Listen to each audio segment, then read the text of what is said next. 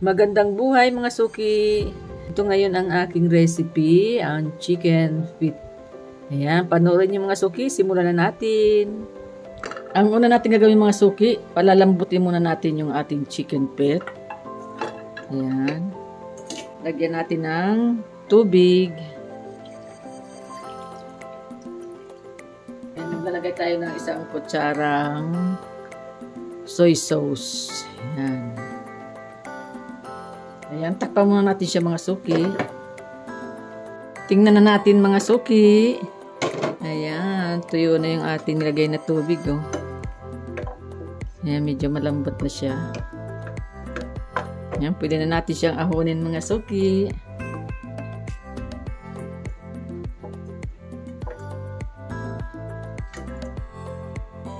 Ayan, ito na.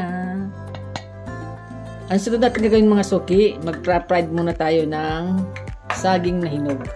Ayan, lagyan na natin siya lahat.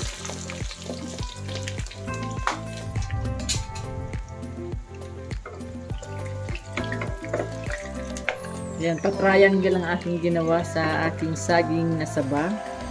Ayan, luto na mga suki ang ating saging na saba. Ayan, off na natin at hahonin na natin siya. Ayan, itabi na muna natin yung ating saging na saba. Ayan, magigisa na tayo mga suki.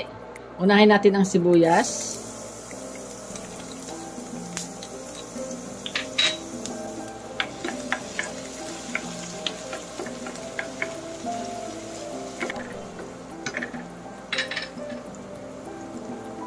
At lagyan natin siya ng paminta.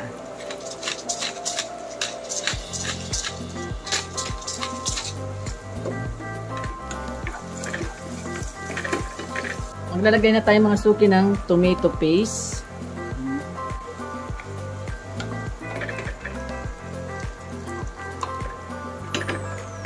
Maglalagay din tayo ng kunting toyo. Yan, maglalagay na din tayo ng kunting suka, paumbong. Pwede na natin ilagay mga suki yung ating chicken feet. Yan. Sarap po. Yan, lagyan natin siya ng tubig. Yan, haluin lang natin siya. Yan, lagyan natin siya ng sugar, brown sugar. Para mag-balance, lagyan natin siya ng brown sugar. Yan. Then, pwede na natin ilagay mga suki yung ating pickles. Ayan, maglalagay din tayo mga suki ng Himalayan salt. Ayan, Himalayan pink salt.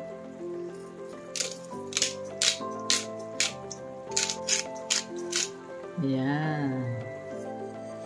Ayan, takpan muna natin siya. Tignan na natin mga suki. Ayan, sarap po. Ayan, pwede na natin ilagay mga suki yung ating cheese. Ayan, lagyan natin siya.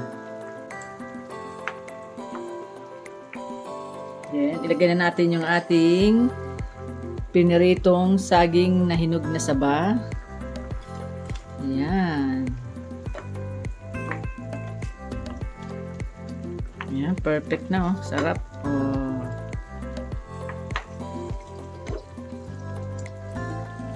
Sarap na.